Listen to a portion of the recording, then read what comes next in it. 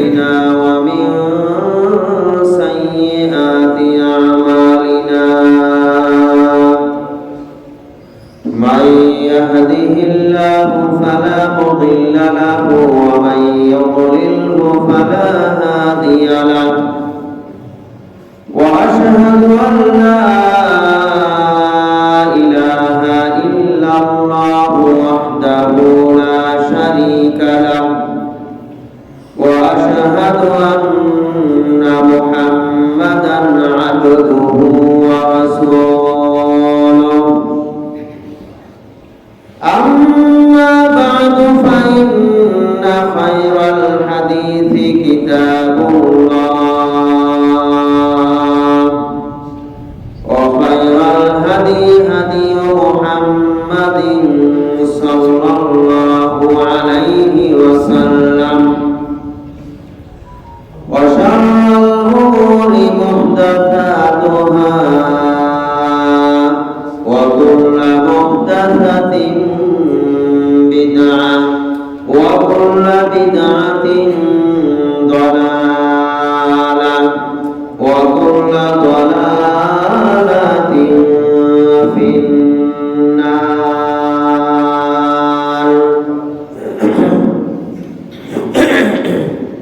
أعوذ بالله من الشيطان الرجيم. بسم الله الرحمن الرحيم. قاف والقرآن المجيد بل عجبوا أن جاءهم منذر منهم فقال الكافرون هذا شيء عجيب أإذا منا وكنا ترابا ذلك رجع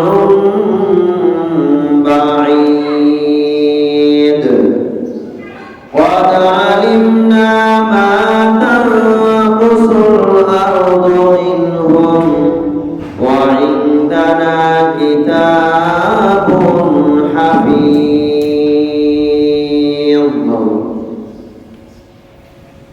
بعد أعوذ بالله من الشيطان الرجيم.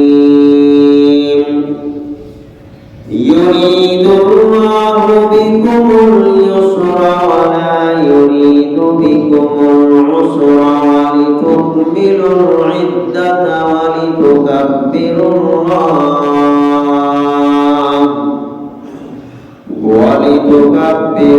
الله على ما هداكم ولعلكم تشكرون.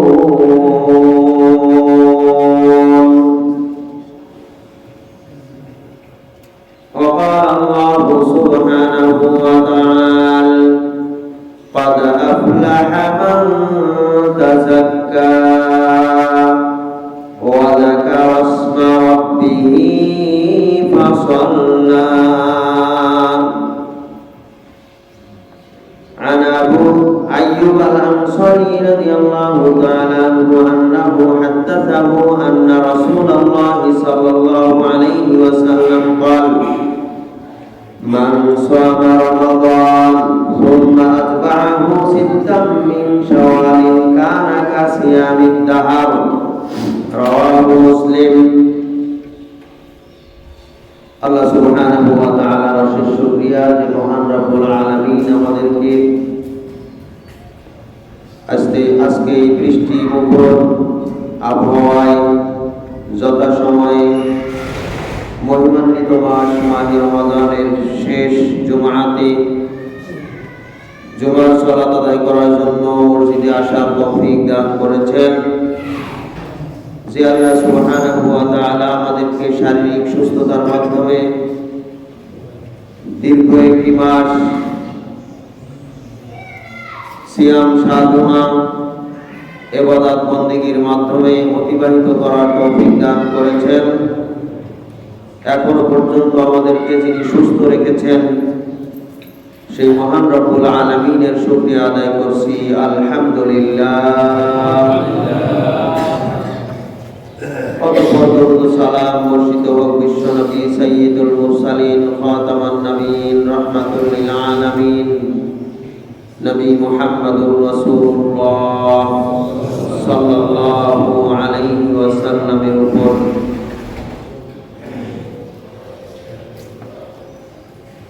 সেই সাথে আরো একবার শুকরিয়া আদায় করছি সেই মহান মনিবের দরবারে যিনি আমাদেরকে এই মহিমান্বিত মাসে সর্বশেষ আরেকটি জুমা এবং একটি সিয়াম, 30টি সিয়াম পূর্ণ করার এবং একটি মাসে 5টি জুমা দানের মাধ্যমে এই রমাদানকে আরো সম্মানিত মর্যাদাবান করেছেন, আলহামদুলিল্লাহ।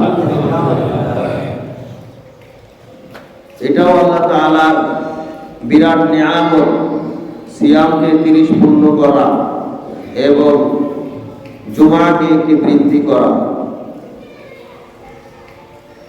অতএব আজকের দিনটির গুরুত্ব আল্লাহ সুবহানাহু ওয়া তাআলার কাছে অনেক বেশি। এই দিনটির মর্যাদা অনেক অনেক গুণ বেশি।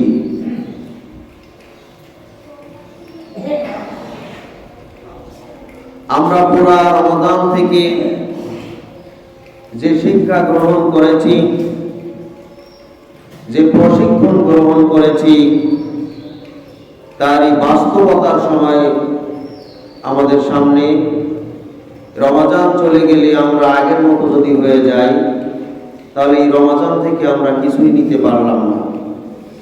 এই রমাদান একটি মাসের এই কষ্ট, পরিশ্রম, ত্যাগ, সাধনা এগুলি আমাদের তখনই কাজে লাগবে যখন আমরা বুঝতে পারবো আমরা আগের চেয়ে একটু পরিবর্তন হয়েছে। প্রত্যেকটি নেক আমল কবুলের নিদর্শন হচ্ছে ওই আমলটি যখন করা হয় তখন ওই আমলের বিনিময়ে আমাদের পরিবর্তন নিয়ে আসে, সুবহানাল্লাহ। অতএব এই রমাদানের সিয়াম, রমাদানের ইবাদত কবুল হলো কিনা তার নিদর্শন হিসাবে আমরা বুঝতে পারবো, নিজেদেরকে অনুভব করতে পারবো যে আমার মন, আমার আমল, আমার আল্লাহ সুবহানাহু ওয়া তাআলার হুকুম পালনের ক্ষেত্রে আমার মন মানসিকতা আগের চেয়ে ভালো হলো না খারাপ অবস্থায়, নাকি আগের মতো রয়ে গেল। আগের মতো রয়ে গেলে আমাদের ইবাদত কবুল হলো কিনা সন্দেহ আছে।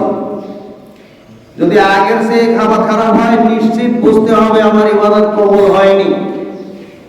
যদি আগের চেয়ে মন মানসিকতা একটু ভালো হয় তাহলে বুঝতে হবে আমার ইবাদত কবুল হয়েছে, আলহামদুলিল্লাহ। আমার মন মানসিকতা যদি চেঞ্জ হয়, এই 1 মাসের প্রশিক্ষণে আমি যদি একটু পরিবর্তন হতে পারি, আমি যদি নিজেকে বদলাতে পারি, আমি যদি বুঝতে পারি হ্যাঁ আমি আমার পূর্বের গুনাহ থেকে মুক্ত হয়ে এখন আগের চেয়ে ভালো হয়ে গেছি, তাহলে ইনশাআল্লাহ আমি নিজের কাছে প্রশ্ন করে জবাব দিতে পারবো আমার ইবাদত আল্লাহ তাআলা কবুল করেছেন, আলহামদুলিল্লাহ। অতএব প্রত্যেকেই আপনার নিজের কাছে জিজ্ঞাসা করেন যে আপনি কোন পর্যায়ে আছেন, আপনার মন মানসিকতা এখন কোন পর্যায়ে আছে। যদি রমাদান শুরুর সময়ে আর এই শেষের সময়ে একই থাকে, পরিবর্তন না আসে, তাহলে সর্বশেষ সুযোগ হিসাবে আজকে আপনাকে তওবা করতে হবে। এমনিতেই আমরা তওবা করব বেশি বেশি, এটা হচ্ছে ইমানদারদের বৈশিষ্ট্য, বেশি বেশি আল্লাহ সুবহানাহু ওয়া তাআলার কাছে তওবা করা। তারপরেও সর্বশেষ কান্নাকাটি করে তওবা করার সময় যদি আমি বুঝতে পারি রমাদানে আমাদের তেমন পরিবর্তন হলো না, অতএব এই রমাদানের শিক্ষা হচ্ছে আমরা এই রমাদান থেকে নিজেদেরকে সংশোধন করতে পেরেছি কিনা। 2 নাম্বার হচ্ছে আমাদের এই রমজানের পুরো ইবাদত কবুল হওয়ার জন্য আল্লাহর কাছে বেশি বেশি কামনা করা, দোয়া করা। সাহাবীদের আমল, সালফে সালেহিনদের আমল যদি ফলো করি তাহলে আমরা জানতে পারি যে তারা রমাদান চলে যাওয়ার পরে আরো রমাদান সহ রমাদানের পরে আরো 5 মাস 6 মাস দোয়া করেছেন আল্লাহ তাআলা যেন ওই রমাদানের ইবাদত কবুল করেন। সুবহানাল্লাহ। 6 মাস আগে থেকে কামনা করেছেন আল্লাহ তাআলা যেন তৌফিক দান করেন রমাদান পর্যন্ত পৌঁছানোর, সুস্থতার এবং রমজান পেয়ে রমজানের ইবাদত করার সুযোগ যেন আল্লাহ তাআলা দান করেন। এই দোয়া করেছেন 6 মাস, আর পরে এই রমজান সহ আরো 6 মাস দোয়া করেছেন আল্লাহ তাআলা যেন এই রমজানের সিয়ামকে কবুল করেন। অতএব আমাদেরকেও বেশি বেশি আল্লাহ তাআলার কাছে দোয়া করতে হবে আল্লাহ তাআলা যেন আমাদের ইবাদত কবুল করেন। আল্লাহ তাআলা এর পরবর্তী আয়াতে বলছেন, ওয়ালা তাকুনু কাল্লাতী নাকাদাত ওয়াজলাহা মিন বাদি কুওয়াতিন আনকাসা। তোমরা ওই নারীর মতো হইও না যে নারী সারাদিন দড়ি পাকালো, কষ্ট করে দড়ি পাকিয়ে দড়ি প্রস্তুত করলো, রশি প্রস্তুত করলো, করার পরে সন্ধ্যার সময় যে আবার গিরাগুলো খুলে সব দড়িগুলো খুলে ফেললো, আগের মতো করলো। এই নারীর মতো হলো না, অর্থাৎ এই সারাদিন যে পরিশ্রম করলো সন্ধ্যার সময় সেটা নষ্ট করে দিল। সারাদিন কষ্ট করে দড়ি তৈরি করে, রশি তৈরি করে সন্ধ্যার সময় গিরাগুলো দড়ির মুখ থেকে গিরাগুলো খুলে সব দড়ি খুলে ফেললো, আগের মতো অবস্থায় নিয়ে গেল, ওই নারীর মতো হইও না। সূরা নাহাল 92 নম্বর আয়াত। এই আয়াত থেকে আমাদের জন্য শিক্ষা হচ্ছে, আমরা অনেক কষ্ট করে 30টি সিয়াম পালন করেছি, রাত্রি জেগে কিয়ামুল লাইল আদায় করেছি, অন্য সময়ের চেয়ে বেশি কোরআন তেলাওয়াত করেছি, অন্য সময়ের চেয়ে বেশি জিকির করেছি, অন্য সময়ের চেয়ে বেশি দান সাদাকা করেছি, অন্য সময়ের চেয়ে বেশি ভালো কাজ করেছি। এই রমজান মাসে এতগুলো ভালো কাজের সমাহার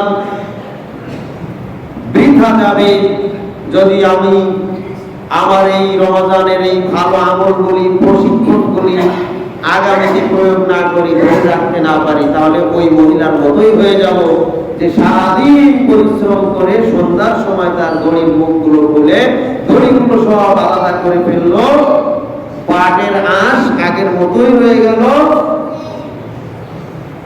এর সারাদিনের পরিশ্রম যেমন বৃথা। অনেকেই রয়েছেন যারা রমজান মাসে সালাত আদায় করেছেন, রমজান চলে গেলে আর খবর থাকবে না, তাদেরকে এই দৃষ্টান্ত দিয়েছেন আল্লাহ সুবহানাহু ওয়া তাআলা। রমজান মাসে তুমি যদি সালাতি হয়ে থাকো, নামাজি হয়ে থাকো, রমজান চলে গেলে যদি নামাজি না থাকো, তাহলে তোমার এই 1 মাসের সব আমল বৃথা ওই মহিলার মতো। নাউযুবিল্লাহ। আল্লাহ তাআলা ঘোষণা করেছেন সূরা হিজরের 99 নম্বর আয়াত, ওয়া'বুদ রাব্বাকা হাত্তা ইয়াতিয়াকাল ইয়াকিন। তুমি ততক্ষণ পর্যন্ত আল্লাহর দাসত্ব, আল্লাহর গোলামি করো, আল্লাহর নির্দেশ পালন করো, সালাত আদায় করো, আল্লাহর ফরজিয়াত হুকুমগুলি পালন করো, আল্লাহর ফরজ বিধানগুলি পালন করো, হাত্তা ইয়াতিয়াকাল ইয়াকিন, যতক্ষণ পর্যন্ত তোমার মৃত্যু না আসে। মৃত্যু আসার আগ পর্যন্ত তুমি সালাত আদায় করবে, মৃত্যু আসার আগ পর্যন্ত তুমি কোরআন তেলাওয়াত করবে, মৃত্যু আসার আগ পর্যন্ত তুমি জিকির আজকার করবে, মৃত্যু আসার আগ পর্যন্ত তুমি দান সাদাকা করবে, মৃত্যু আসার আগ পর্যন্ত তুমি আল্লাহ তাআলার প্রত্যেকটা হুকুমকে সঠিকভাবে যথাযথভাবে পালন করবে। ঈসা আলাইহিস সালাম যখন তার মায়ের গর্ভে ছিলেন, কোলের শিশু মাত্র ভূমিষ্ঠ হয়েছে, মারিয়াম তার সন্তানকে কোলে নিয়ে যখন তার এলাকায় আসলেন, এলাকাবাসী যখন তাকে ধিক্কার জানাতে লাগলো এবং বলতে লাগলো, তোর কোলে এই অবৈধ সন্তান নিয়ে কেন আমাদের মাঝে আসলি, কি এর পরিচয়, কে এর বাপ? মারিয়াম আলাইহিস সালাম তার কওমের লোকদেরকে বললেন, আমার কাছে তোমরা জিজ্ঞাসা করো না, বরং আমার এই শিশুর কাছে জিজ্ঞাসা করো, আমার এই সন্তানের কাছে জিজ্ঞাসা করো। যা জিজ্ঞাসা করবে তার পরিচয় তোমরা, তার জবাব তোমরা এই সন্তানের কাছ থেকে পেয়ে যাবে। সুবহানাল্লাহ। এরা বলছে, কি আশ্চর্য কথা, এই ছোট মাত্র ভূমিষ্ঠ হয়েছে এই বাচ্চাকে কথা বলতে পারে? এই বাচ্চার কাছে আমরা কি জিজ্ঞাসা করব, তার কি জবাব দেবে সে? মারিয়াম বললেন, তারপরেও জিজ্ঞাসা করে দেখো। তার কওমের লোকেরা জিজ্ঞাসা করলো, হে ছোট্ট শিশু, তুমি বলো তোমার পরিচয় কি, কেন তুমি, কিভাবে তুমি দুনিয়াতে আসলে, তোমার বাপকে? এই পরিচয় যখন জিজ্ঞাসা করলেন, তখন ছোট্ট শিশু, কোলের শিশু, মাত্র ভূমিষ্ঠ, সদ্য ভূমিষ্ঠ হওয়া শিশু জবাব দিচ্ছেন,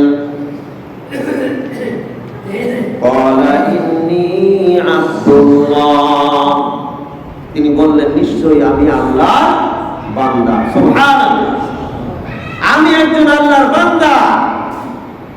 আযানিয়াল কিতাব, আল্লাহ তাআলা আমাকে কিতাব সহ দুনিয়াতে প্রেরণ করেছেন। সুবহানাল্লাহ। ওয়া জাআলানি নাবিয়্যা, আর আল্লাহ তাআলা আমাকে নবী হিসাবে প্রেরণ করেছেন। সুবহানাল্লাহ। ওয়া জাআলানি মুবারাকান, আল্লাহ তাআলা আমাকে বরকতময় করে প্রেরণ করেছেন। আমি হচ্ছি একজন বরকতময় মানুষ। আইনামা কুনতু, যেখানেই আমি থাকি না কেন, আমি হচ্ছি মুবারাকান, বরকতময় ব্যক্তি। আমি অবৈধ সন্তান না, আমি আল্লাহর পক্ষ থেকে প্রেরিত তার বান্দা, আমি নবী, আমি একজন বরকতময় ব্যক্তি। আমাকে কিতাব সহ প্রেরণ করা হয়েছে, অর্থাৎ আমি রাসূল। আমি কিতাব সহ প্রেরিত হয়েছি, অর্থাৎ আমি রাসূল, আমি নবী। ওয়া আওসানি বিস-সালাতি ওয়াজ-যাকাতি, আর আমার রব আমাকে প্রেরণ করেছেন, আমাকে এই নির্দেশ দিয়ে আমি মানুষের মাঝে যেন সালাত প্রতিষ্ঠা করি, সালাত কায়েম করি, ওয়াজ যাকাত, আমি যেন যাকাতের ব্যবস্থা প্রতিষ্ঠা করি, যাকাত প্রদান করি, মানুষ যেন যাকাত আদায় করে, যাকাত প্রদান করে, তার ব্যবস্থা করে দেই। সুবহানাল্লাহ। সালাত কায়েম করি, যাকাত কায়েম করি, এই নির্দেশ দিয়ে আমার রব আমাকে দুনিয়াতে প্রেরণ করেছেন। সুবহানাল্লাহ। এই যে সালাত প্রতিষ্ঠা করবে, এটা অল্প কিছু সময়, কিছু দিনের জন্য সালাত আদায় নয়। এক মাস রমজান মাস, এই রমজান মাসে সিয়াম পালন করব, রমজান চলে গেলে আর আদায় করব না, এজন্য নয়। যাকাত মনে চাইলো দিলাম, আর মনে চাইলো না দিলাম না, এজন্য নয়। বরং সালাত এবং যাকাত পূর্ণভাবে আল্লাহর নির্দেশ অনুপাতে পালন করব। মা দুমতু হাইয়া, যতদিন পর্যন্ত আমার এই শরীরে রূহ রয়েছে, আত্মা রয়েছে, আমার হায়াত রয়েছে, আমার হায়াত পর্যন্ত, যতদিন আমার হায়াত রয়েছে ততদিন পর্যন্ত পালন করব। এই নির্দেশ আল্লাহই আমার রব আমাকে দিয়েছেন। সুবহানাল্লাহ। আমাকে এই কর্ম পালন থেকে কিছু বিরতি দেওয়ার অনুমতি দেননি, বিরতি গ্রহণ করার অনুমতি দেননি, বিরতি ছাড়াই, বিরতিহীন ভাবে মা দুমতু হাইয়া, যতদিন আমার এই জীবন আছে ততদিন পর্যন্ত নিয়মিত পালন করার জন্য আওসানি, আমার প্রতিপালক আমাকে নির্দেশ দিয়েছেন। সুবহানাল্লাহ। অতএব আল্লাহ তাআলার এই হুকুম কিছুদিন পালন করব, রমজান চলে যাবে, আবার একটু বিরত থাকবো, এজন্য নয়। সুবহানাল্লাহ। ইমাম আহমদ বিন হাম্বলকে জিজ্ঞেস করা হলো যে সকল ব্যক্তি রমজান চলে যাওয়ার পরে আবার সালাত ছেড়ে দেয়, রমজান চলে যাওয়ার পরে কোরআন তেলাওয়াত ছেড়ে দেয়, রমজান ছেড়ে চলে যাওয়ার পরে আল্লাহর নির্দেশ পালন করা থেকে বিরত থাকে, এদের সম্পর্কে আপনি কিছু বলুন, আপনার মন্তব্য বলুন। ইমাম আহমদ বিন হাম্বল সাথে সাথে বললেন, আউযু বিল্লাহি ওয়া মুহাব্বাতু রমাদান, আমি আল্লাহর কাছে, ওই আল্লাহর কাছে আশ্রয় চাই যে আল্লাহ তাআলা ওই সকল ব্যক্তিদের থেকে যেন আমাকে হেফাজত করে যারা উব্বাতু রমাদান, রমাদানের আবেদ, রমাদান পূজারী, উব্বাতু রমাদান, রমাদান পূজারী, রমাদানের আবেদ। ওয়ালা উব্বাতু রব্বি রমাদান, অথচ তারা রমাদানের রবের ইবাদতকারী নয়। রমাদানের ইবাদতকারী কিন্তু রমাদানের রবের ইবাদতকারী নয়। ওই সকল ব্যক্তিদের থেকে আমি আল্লাহর কাছে আশ্রয় চাই। তাহলে কিছু মানুষ আছে রমাদানের ইবাদতকারী, আর যারা সত্যিকার ঈমানদার তারা রমাদানের রবের ইবাদতকারী। অতএব যারা রমাদান মাসে ইবাদত করেছে, রমাদানের পরে ছেড়ে দেবে, এরা হচ্ছে রমাদানের ইবাদতকারী। আর যারা এই রমাদানের ইবাদতকে মৃত্যু পর্যন্ত ধরে রাখবে, এরা হচ্ছে রমাদানের রবের ইবাদতকারী। সুবহানাল্লাহ। আমাদেরকে হতে হবে আমাদের রবের ইবাদতকারী, রমাদানের ইবাদতকারী হলে হবে না, রমাদান পূজারী হলে হবে না, রমাদানের রবের ইবাদতকারী, অর্থাৎ আমাদের রবের ইবাদত করতে হবে রবের সন্তুষ্টির জন্য। রবের সন্তুষ্টির জন্য যারা ইবাদত করবে, এরা মৃত্যু পর্যন্ত রবের হুকুম পালন করবে। এটাই হচ্ছে বাস্তবতা, এটাই ঠিক। সম্মানিত উপস্থিতি, অতএব এই রমাদান থেকে আমাদের শিক্ষা নিতে হবে। আমরা আমাদের সামনের জীবন অবশ্যই রমাদান থেকে যেভাবে শিক্ষা গ্রহণ করেছি সেভাবে সামনে আমি যেন বাস্তবায়ন করতে পারি এই প্রশিক্ষণ। সামনে আসছে ঈদুল ফিতর, আগামীকাল আসছে ঈদুল ফিতর। এই ঈদুল ফিতরের মাধ্যমে একটু আনন্দ উল্লাস হইহুল্লোড় করে রমাদানকে সব খেয়ে ফেলবো আর নস্যাৎ করে দেব, এটা কোনো ঈমানদারদের কাজ হতে পারে না। ঈদুল ফিতর উদযাপন করব, ঈদুল ফিতরটাকে উদযাপন করব আমাদের শরীয়ত অনুযায়ী, আল্লাহ তাআলার হুকুম পালন করব, আল্লাহ তাআলার নির্দেশ অনুপাতে। এই রমাদানের সর্বশেষ পুরস্কার হচ্ছে ঈদুল ফিতর মুমিনদের জন্য। রাসূল সাল্লাল্লাহু আলাইহি ওয়াসাল্লাম বলেছেন, লিস-সাইমি ফারহাতান, সায়েম ব্যক্তির জন্য দুইটা খুশির মুহূর্ত। ইয়াফরাহুহা ইদা আফতারা, এক নাম্বার হচ্ছে যখন তারা ইফতার করে তখন তাদের খুশির মুহূর্ত। আমরা এটাকে শুধু মনে করে নিয়েছি যে প্রত্যেক রমাদানের প্রত্যেক সিয়ামের শেষে ইফতার করি, ওটাই খুশির মুহূর্ত। ওটা খুশির মুহূর্ত তো আসেই, যেহেতু আমরা তখন ইফতার করি। কিন্তু আমরা এক মাস পরে ঈদের দিনে যে ইফতার করি, এই হাদিসের মূল কথা হলো, মূল শিক্ষা হলো এখান থেকে যে পুরো এক মাস সিয়াম পালন করার পরে ঈদের দিন সকালে কি করলাম? ইফতার করলাম, মানে খানা পিনা গ্রহণ করলাম, মিষ্টি জাতীয় কিছু খাইলাম, সুন্নত হচ্ছে খেজুর খাওয়া, বেজোড় সংখ্যক খেজুর খাওয়া খাইলাম। তার মানে কি প্রত্যেক দিন সিয়ামের পরে শেষ সময় আমরা মাগরিবের সময় ইফতার যেমন করি, ঠিক তেমনি ভাবে পুরো এক মাস সিয়াম পালন করার পরে কোনদিন এই 30 দিনের মধ্যে কোনদিন সকালে খাই নাই। 30 দিন পার হওয়ার পরে ইনশাআল্লাহ আগামী কাল যদি আমাদেরকে বাঁচিয়ে রাখেন, তাহলে সকালবেলা যে খানা গ্রহণ করব ওটাই হচ্ছে ইফতার। এই ইফতারের মুহূর্তটা হচ্ছে মুমিনদের জন্য দুনিয়ার একটি আনন্দের মুহূর্ত। সুবহানাল্লাহ। লিস-সাইমি ফারহাতান, সায়েম ব্যক্তির দুইটা খুশির মুহূর্ত। প্রত্যেক দিন আমরা আংশিক খুশি পেয়েছি, এইটার পূর্ণতা পাবো, দুনিয়ার খুশির পূর্ণতা পাবো ঈদের দিন সকালে খানার মাধ্যমে। সুবহানাল্লাহ। এর নাম হচ্ছে ইফতার গ্রহণ। ইফতার গ্রহণ মানে কিছু খানা গ্রহণ, ইফতার সিয়ামকে ভেঙে ফেলা, এর নাম হচ্ছে ইফতার গ্রহণ। এভাবেই আমরা ঈদুল ফিতরের দিন অধিকাংশ মানুষ, যদিও আমরা খুশি হতে পারিনি, কিন্তু ইমানদাররা ঠিকই খুশি হবে, কারণ 30 দিন সিয়াম যারা সঠিকভাবে পালন করেছে তারা কি ঈদের দিন খেতে পেরে খুশি হবে না? অবশ্যই খুশি হবে। সুবহানাল্লাহ। আল্লাহ তাআলা বলেন, ক্বাদ আফলাহা মান তাযাক্কা, সফল হয়েছে ওই সকল ব্যক্তি যে নিজেকে পরিশুদ্ধ করতে পেরেছেন, যে নিজেকে সংশোধন করতে পেরেছে, ওয়া যাকারা ইসমা রাব্বিহি, এবং তার প্রতিপালকের নাম স্মরণ করতে পেরেছে, তার হুকুম পালন করতে পেরেছে, সালাত আদায় করেছে। সুবহানাল্লাহ। এই মুমিন ব্যক্তি হচ্ছে সফল হয়ে গেছে, সফলতা লাভ করেছে। কি করেছে?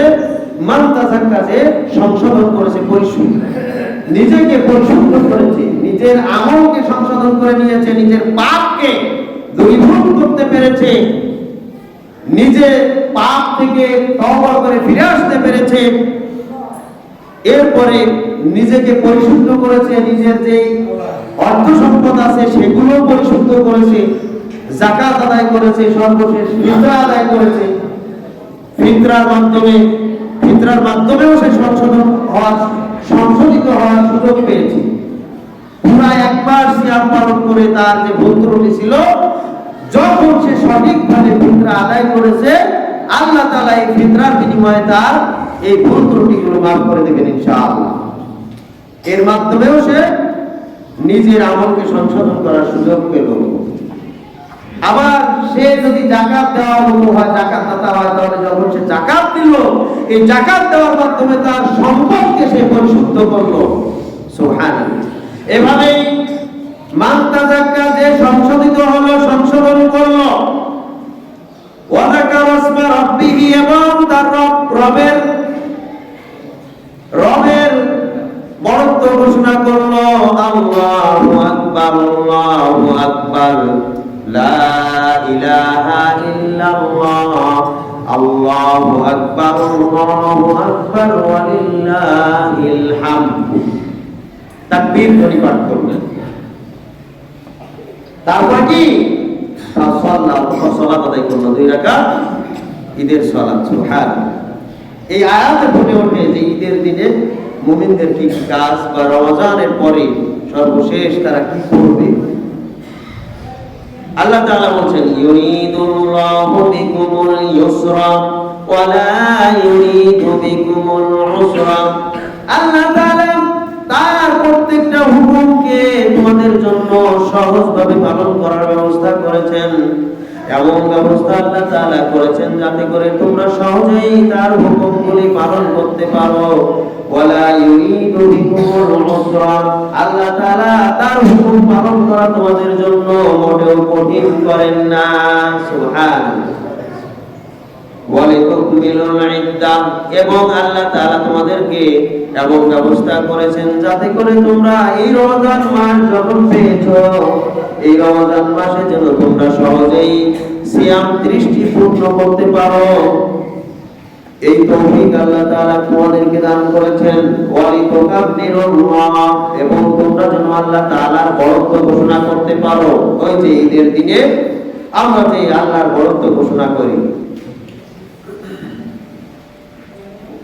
আলা মা হাদাকুম, এবং তোমরা এই কাজগুলি যে করবে তোমাদের মন গড়া করতে পারো না, বরং আল্লাহ তাআলা যেভাবে তোমাদেরকে নির্দেশনা দিয়েছেন, যেভাবে তোমাদেরকে পথ দেখিয়েছেন, যেভাবে তোমাদেরকে পালন করার জন্য তার পক্ষ থেকে নির্দেশনা দিয়েছেন, তার রাসূলের মাধ্যমে, তার কিতাবের মাধ্যমে, সেভাবেই তোমরা যারা পালন করেছো, যাতে করে তোমরা আল্লাহ তাআলার হুকুমগুলি সঠিকভাবে পালন করতে পারো, সেই ব্যবস্থা আল্লাহই করে দিয়েছেন। সুবহানাল্লাহ। লাআল্লাকুম তাশকুরুন, এবং যাতে করে তোমরা আল্লাহর কৃতজ্ঞতা প্রকাশ করতে পারো, আল্লাহর শুকরিয়া আদায় করতে পারো। সুবহানাল্লাহ। আল্লাহর কৃতজ্ঞতা, আমরা কষ্ট করে সিয়াম পালন করলাম, আমরা আমাদের পকেটের টাকা খরচ করে দান সাদাকা করলাম, কষ্ট করে পরিশ্রম করে কোরআন তেলাওয়াত করলাম, জিকির আজকার করলাম, এভাবে আমরা কষ্ট করে পরিশ্রম করে ইবাদত করলাম। আর আল্লাহ তাআলা বলেন সর্বশেষ যাতে করে তোমরা আল্লাহর শুকরিয়া আদায় করতে পারো। আমরা যেগুলি করতে পেরেছি এটা আমরা কষ্ট করেছি, আবার আমরা আল্লাহর শুকরিয়া আদায় করব। আসলে নিয়ম ছিল যে যখন কেউ আমাকে উপকার করবেন তার কৃতজ্ঞতা প্রকাশ করা, কিন্তু আমরা কেন আমরা নিজেরা পরিশ্রম করলাম এক মাস, আবার আমরাই শুকরিয়া আদায় করব? এটা কেমন হলো না? এটার উত্তর হচ্ছে আমরা যা কিছু করেছি সব কিছু করেছি এক নাম্বার হচ্ছে আমার নিজের জন্য করেছি। যা কিছু করেছি আমার নিজের সফলতার জন্য করেছি, যা কিছু করেছি আমার নিজের পরকালে মুক্তির জন্য করেছি, নিজের জান্নাতের পথ পাওয়ার জন্য করেছি। এবং যা কিছু করেছি এগুলি একদিকে আমি নিজের জন্য করেছি, আর একদিকে আল্লাহ তাআলা যদি আমাকে তৌফিক না দিতেন তাহলে করতে পারতাম না। আমাকে যদি আল্লাহ সুযোগ না দিতেন তাহলে করতে পারতাম না। আমাকে আল্লাহ তাআলা তৌফিক দিয়েছেন, সুযোগ দিয়েছেন, তাই তো আমি এই মাসটাকে যথাযথভাবে কাজে লাগাতে পেরেছি। এজন্যই আমি আল্লাহ তাআলার শুকরিয়া আদায় করব। সুবহানাল্লাহ।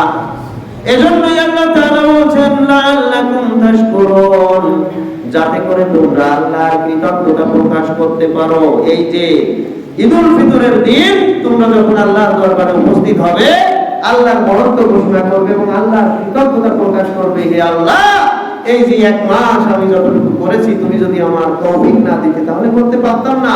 আর আমি করেছি আল্লাহ তোমার জন্য না, এটা আমার নিজের জন্য। সুবহানাল্লাহ। এজন্যই আল্লাহর শুকরিয়া আদায় করব। সুবহানাল্লাহ। সম্মানিত উপস্থিতি, সময় খুবই কম, গুরুত্বপূর্ণ কিছু কথা বলতে হবে। ঈদের দিনের কিছু করণীয় বর্জনীয় বিষয় আছে। ঈদুল ফিতরের দিন করণীয়, সর্বপ্রথম করণীয় ছিল আমাদের, করণীয় হবে 29 তারিখে চাঁদ দেখা। 29 রমজানের 29 তারিখে চাঁদ দেখা। চাঁদ 29 তারিখে না দেখলে 30 পূর্ণ করা।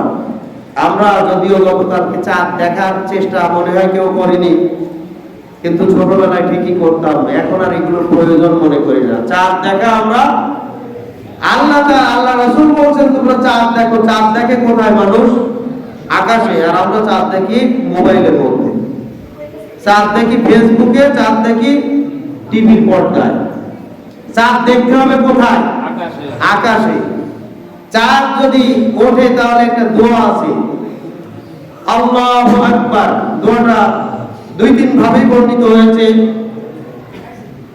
ইবনে মাজার একটা হাদিসে এভাবে এসেছে, প্রথমে আল্লাহু আকবার, আল্লাহ সবচেয়ে বড়। আল্লাহুম্মা আহিল্লাহু আলাইনা, হে আল্লাহ আপনি আমাদের জন্য এই নতুন চাঁদকে করুন বিল আমনি ওয়াল ঈমান, আমাদের জন্য নিরাপত্তার মাধ্যম, আমাদের ঈমানকে মজবুত করার মাধ্যম, ওয়াস সালামাতে আমাদের জন্য শান্তির মাধ্যম, ওয়াল ইসলাম আমাদের জন্য ইসলামকে পূর্ণ করার মাধ্যম, ওয়াত তাওফীক এবং আমাদেরকে তৌফিক দান করুন, লিমা তুহিব্বু ওই সকল কাজ করতে যে সকল কাজ আপনি পছন্দ করেন, ওয়া তারদা এবং ওই সকল কাজ করতে যে কাজ করলে আপনি সন্তুষ্ট হন। সুবহানাল্লাহ। রব্বি ওয়া রব্বুকাল্লাহ রব্বুনা, হে আল্লাহ আপনি আমাদের প্রতিপালক। ওয়া রব্বুকাল্লাহ এবং চাঁদকে লক্ষ্য করে বলছি, চাঁদ তোমার প্রতিপালক আল্লাহ। রব্বুনা ওয়া রব্বুকাল্লাহ, রব হচ্ছেন আমাদের প্রতিপালক এবং হে চাঁদ তোমার প্রতিপালক আল্লাহ। তুমিও আল্লাহর সৃষ্টি, আমিও আল্লাহর সৃষ্টি, তুমিও আল্লাহর হুকুম পালন করো, আমিও আল্লাহর হুকুম পালন করি। হে নতুন চাঁদ, তোমার মাধ্যমে আমি যেন এই কল্যাণগুলি পাই, তুমি মাধ্যম হও আমাদের জন্য শান্তির, নিরাপত্তার, আমাদের ঈমান পূর্ণ করার মাধ্যম, ইসলাম পূর্ণ করার মাধ্যম, আল্লাহ রাজি খুশি করার মাধ্যম, আল্লাহকে সন্তুষ্ট করার মতো তৌফিকের মাধ্যম। সুবহানাল্লাহ। এই দোয়া পাঠ করে চাঁদ দেখে দোয়া পাঠ করা, এটা হচ্ছে সুন্নাত। চাঁদ দেখা সুন্নাত, এই দোয়া পাঠ করা আমাদের জন্য কল্যাণ হাসিলের একটা মাধ্যম। অতএব আজকেও আমরা চেষ্টা করব, যদিও আকাশ মেঘাচ্ছন্ন, তারপরে করার কিছু নাই, কিন্তু চেষ্টা করতে হবে চাঁদ দেখার। 29 তারিখে চেষ্টা করিনি, 30 তারিখে আজকে অবশ্যই দেখার চেষ্টা করতে হবে, এই জন্য যে চাঁদটা যদি দেখতে পাই তাহলে এই দোয়াটা যেন পাঠ করতে পারি। 2 নম্বর হচ্ছে ঈদের দিনে গোসল করা, পরিষ্কার পরিচ্ছন্ন হওয়া। গোসল আমরা ঈদের সময় গোসল করি, ঈদের দিনে সকালে গোসল করি, জুমার দিনেও গোসল করে জুমার সালাতে আসি। এই গোসলের উদ্দেশ্যটা কি? আসলে এই সুন্নতগুলি কেন করা হয়েছে, এই নির্দেশনা কেন দেওয়া হয়েছে? মূল উদ্দেশ্য হচ্ছে মুসলিমদের ভ্রাতৃত্বের সম্পর্ক অটুট রাখার জন্য। সকল মুসলিমগণ যখন একত্রিত হয়, একটা সমাজের মুসল্লি যখন জুমাতে একত্রিত হয়, কয়েকটা সমাজের মুসল্লি যখন একটা ঈদগাহে একত্রিত হয়, পরস্পরের প্রতি যেন ঘৃণার ভাব তৈরি না হয়, এজন্য একজন আরেকজনের শরীরে যেন দুর্গন্ধ না থাকে, শরীর যেন পরিষ্কার পরিচ্ছন্ন থাকে, তার মাধ্যমে যেন আরেক ভাই কষ্ট না পায়, এজন্য গোসলের বিধান। সুবহানাল্লাহ। গোসল করে আপনার শরীরের যাবতীয় দুর্গন্ধ দূর করেন, এরপরে সুন্দর পোশাক পরে সুগন্ধি ব্যবহার করেন। সুগন্ধি ব্যবহারের মাধ্যমে আপনার শরীরকে আকর্ষিত করেন। আকর্ষিত করার উদ্দেশ্য হচ্ছে আর এক মুসলিম ভাইদের সাথে যখন আপনি একত্রিত হলেন, সে যেন আপনার মাধ্যমে আনন্দ পায়, কষ্ট না পায়। সুবহানাল্লাহ। এক মুসলিম আর এক মুসলিমকে কোনোভাবেই কষ্ট দিবে না, এজন্য গোসলের বিধান, এজন্য মিসওয়াকের বিধান, এজন্য সুগন্ধি ব্যবহারের বিধান। এক মুসলিম আর এক মুসলিমকে আনন্দ দিবে, কষ্ট দিবে না, এটাই হচ্ছে মূল লক্ষ্য, উদ্দেশ্য। মুসলিমদের ভ্রাতৃত্বের বন্ধন অটুট করার জন্য প্রাথমিক কাজ এগুলি।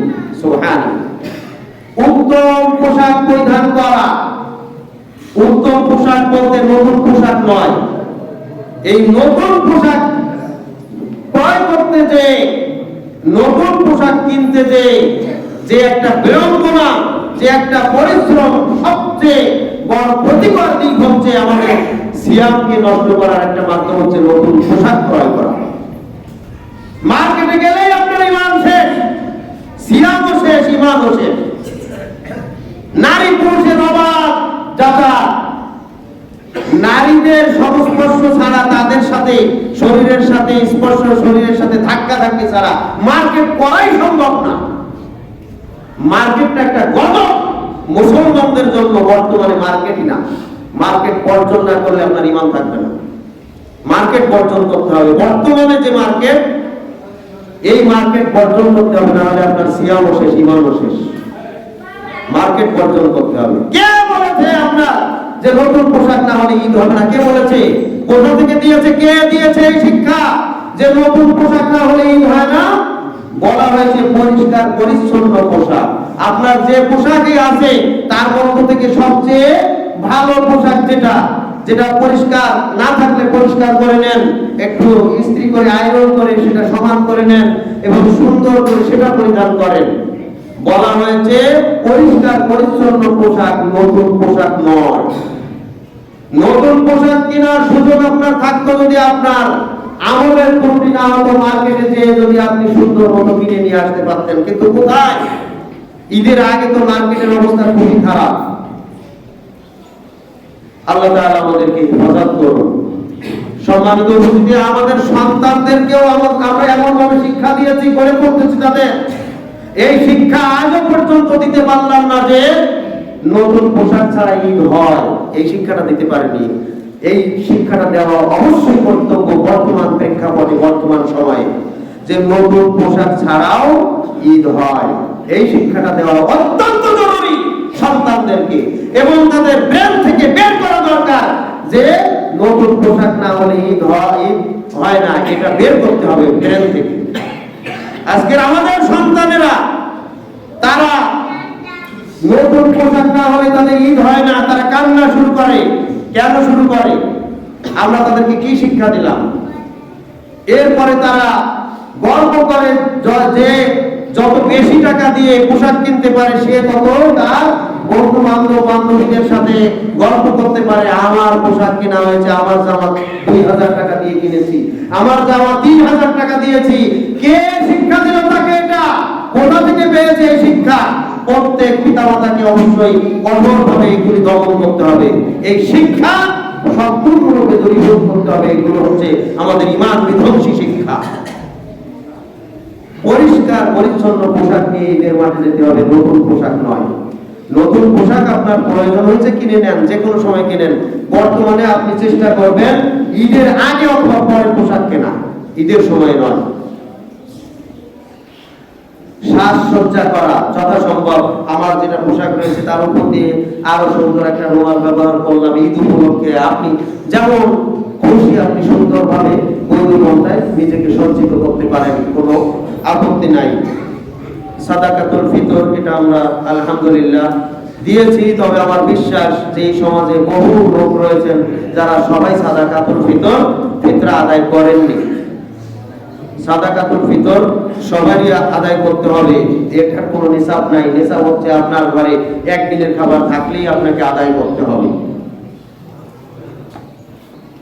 ঈদের দিনে খেয়ে, ঈদুল ফিতরে খেয়ে ঈদগাহে যাওয়া, এবং সুন্নত হচ্ছে, উত্তম হচ্ছে বেজোড় সংখ্যক খেজুর খেয়ে ঈদগাহে যাওয়া।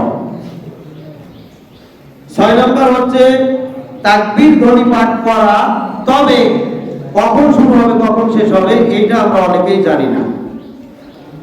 এই জন্য অনেকেই আমরা শাওয়ালের চাঁদ দেখার পর থেকে তাকবীর পাঠ করতে থাকি, কিন্তু তাকবীর, ঈদুল ফিতরের তাকবীর পাঠের সময় হচ্ছে যখন আপনি বাসা থেকে ঈদগাহের উদ্দেশ্যে বের হবেন তখন থেকে শুরু করে সালাত শেষ পর্যন্ত অথবা খুতবা শেষ পর্যন্ত, এর ভিতরে আপনি মাঝে মাঝে তাকবীর ধ্বনি পাঠ করবেন। মূল তাকবীর ধ্বনি জোরে জোরে পাঠ করবেন, জোরে জোরে তাকবীর ধ্বনি হবে জোরে জোরে, যাতে করে আপনাকে দেখে আরেকজন তাকবীর ধ্বনি পাঠ করতে পারে, আপনাকে দেখে মানুষ শিক্ষা নিতে পারে। জোরে জোরে তাকবীর ধ্বনি পাঠ করা কতক্ষণ? মূল হচ্ছে রাস্তায় যখন যাতায়াত করবেন তখন, যাওয়ার সময় এটা হচ্ছে তাকবীর ধ্বনি পাঠ করার মূল সময়। তবে ঈদুল আজহা একবারে জিলহজ্জের চাঁদ দেখার পর থেকে শুরু করে 13 তারিখ আসর পর্যন্ত পুরো সময় হচ্ছে তাকবীর ধ্বনি পাঠ করা। কিন্তু ঈদুল ফিতরে মাত্র অল্প সময়, আপনি যখন ঘর থেকে বের হবেন তখন থেকে শুরু করে সালাত শেষ হওয়া পর্যন্ত। ঈদের মাঠে যাবেন, যেই রাস্তায় যাবেন তার ভিন্ন রাস্তা দিয়ে আসবেন, এটা সুন্নাত। কমপক্ষে কিছুটা হলেও পরিবর্তন করেন, এটা হচ্ছে সুন্নাত। যে পথে গেলেন হুবহু ওই পথে আসলেন, এটা সুন্নাত নয়। ঈদের মাঠে যাবেন যে রাস্তায় একটু হলেও ঘুরে আসেন, এটাই সুন্নাত। এর জন্য অনেক উপকারিতা রয়েছে, বিস্তারিত বলার সময় নেই। 8 নম্বর হচ্ছে পায়ে হেঁটে ঈদের মাঠে যাওয়া। তবে অনেক ঈদগাহ আছে 3, 4, 5, 10 কিলোমিটার দূরে অনেকেই যেয়ে থাকেন, তাদের কথা ভিন্ন। তারা যদি হেঁটে যেতে চায় তাহলে জামাতি ফেল করবে, ঈদের নামাজ পুরাটাই ফেল হবে, তাদের কথা ভিন্ন। দূরের রাস্তা হলে যানবাহনে যান, কিন্তু কাছে আপনার ঈদগাহে আপনি হেঁটে যাবেন, এটা হচ্ছে সুন্নাত। 9 নম্বর হচ্ছে খোলা মাঠে ঈদের সালাত আদায় করা। আমাদের যতক্ষণ সুযোগ আছে খোলা মাঠে ঈদের সালাত আদায় করার জন্য চেষ্টা করব, যেহেতু এখন আবহাওয়া খারাপ। যদি বৃষ্টি হয় তাহলে মসজিদে পড়ার ইখতিয়ার আছে, বিশেষ ওজর থাকলে মসজিদে পড়ার অনুমতি আছে। যতক্ষণ ওজর নাই ফাঁকা মাঠে ঈদের সালাত আদায় করতে হবে। রাসূল সাল্লাল্লাহু আলাইহি ওয়াসাল্লাম সব সময় ফাঁকা ময়দানে, খোলা ময়দানে ঈদের সালাত আদায় করেছেন। একবার মাত্র মসজিদে আদায় করেছেন বলে যে হাদিস পাওয়া যায়, এটাও দুর্বল হাদিস। বোঝা যাচ্ছে সহিহ সনদে বর্ণিত যত সালাতের কথা পাওয়া যায় সবই খোলা মাঠে ঈদের সালাত আদায় করেছেন। অতএব খোলা মাঠে ঈদের সালাত আদায় করা সুন্নাত। তবে ওজর যদি থাকে, বৃষ্টি যদি হয় তাহলে মসজিদে আদায় করা যাবে। 9 নম্বর 10 নম্বর সুন্নাত হচ্ছে ঈদের খুতবা শ্রবণ করা। ঈদের সালাতের গুরুত্ব যেমন, ঈদের খুতবা শোনার গুরুত্ব তেমন। এ কথা ভাবার কোনো সুযোগ নাই যে ঈদের সালাত আদায় করা সুন্নতে মুআক্কাদা আর ঈদের খুতবা শ্রবণ করা নফল, এটা ভাবার সুযোগ নাই। এরকম ভাবার সুযোগ নাই যে ঈদের সালাত আদায় করা জরুরি, খুতবা শোনা জরুরি নয়, এটা ভাবার সুযোগ নাই। এরকম ভাবার সুযোগ নাই যে ঈদের সালাত আদায় করা সুন্নতে মুআক্কাদা আর ঈদের খুতবা শোনা সাধারণ সুন্নত, এটাও মনে করার কোনো সুযোগ নাই। ঈদের সালাত যেমন, ঈদের খুতবা শোনাও তেমন। অতএব দুইটার গুরুত্ব সমান। ঈদের সালাতের গুরুত্ব যেমন দিয়েছেন, খুতবার গুরুত্ব কেন দিবেন না আপনি? আপনি কেন সালাম ফেরানোর পরে চলে আসছেন? মন গড়া ইবাদত মন গড়া করলে হবে না, ইবাদত করতে হবে শরীরী পন্থা অনুপাতে। সম্মানিত উপস্থিতি, খুতবা শোনা খুবই জরুরি। আজকের এই জুমার সালাত আদায় করা যেমন জরুরি, যেমন ফরজ, এই খুতবা শোনাও তেমনই ফরজ। জুমার সালাত আদায় করা ফরজ, জুমার খুতবা শোনা ফরজ। ঈদের সালাত আদায় করা সুন্নতে মুআক্কাদা, ঈদের খুতবা শোনাও সুন্নতে মুআক্কাদা। দুটাই সমান গুরুত্ব, অতএব একটার গুরুত্ব কম দিবেন না, এই সুযোগ নাই। ঈদগাহে সালাত নাই, ঈদগাহে কোনো সালাত নাই, ঈদগাহে যাওয়ার পরে কোনো সালাত নাই।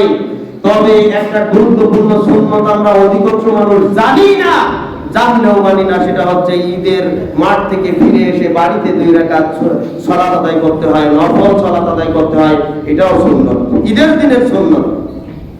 ঈদের দিনে সকালে কোনো সালাত নাই, ঈদের সালাত ব্যতীত, তবে ঈদের মাঠ থেকে ফিরে এসে বাড়িতে 2 রাকাত নফল সালাত আদায় করা, এটা সুন্নাত। এটা কিন্তু আমরা অধিকাংশ মানুষ জানি না। সম্মানিত উপস্থিতি, তবে হ্যাঁ, মসজিদে যদি সালাত হয় তাহলে মসজিদের হক তাহিয়াতুল মসজিদ আদায় করা এটা ওয়াজিব, এটা আপনাকে করতেই হবে। মসজিদে বসার জন্য মসজিদের সালাত, মসজিদের হক আদায় করা।